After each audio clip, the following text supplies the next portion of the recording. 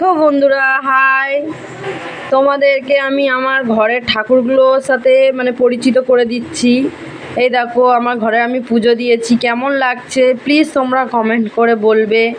আমার ঘরে এইটুকানি কি বলবো, যে এইটুকানির মধ্যে ঠাকুরগুলো এত সুন্দরভাবে আছে। আমরা তো কত বড় জায়গাতে থাকি, কিন্তু ঠাকুর থাকে অনেকটাই ছোট জায়গাতে, যেরকম জায়গা তো সেরকমভাবে রাখবো। ঠিক আছে, এত সুন্দর লাগছে। আজ আমি ফুল দিয়ে পুজো দিয়েছি, সেই ভিডিওই তোমাদের সাথে শেয়ার করলাম। কেমন লাগছে অবশ্যই আমাকে কমেন্টে জানাবে। আর এখানে আছে আমার কি গণেশ দাদা, আর আছে আমার একটা প্যাঁচা, এটা একটা ভান্ডার। ঠিক আছে, এই ভান্ডারে আমি প্রত্যেকদিন টাকা ফেলি। ঠিক আছে, যে যা অসময় যদি কাজে আসে, তার জন্য তোমাদের সাথে এই ভিডিওটা প্লিজ শেয়ার করলাম।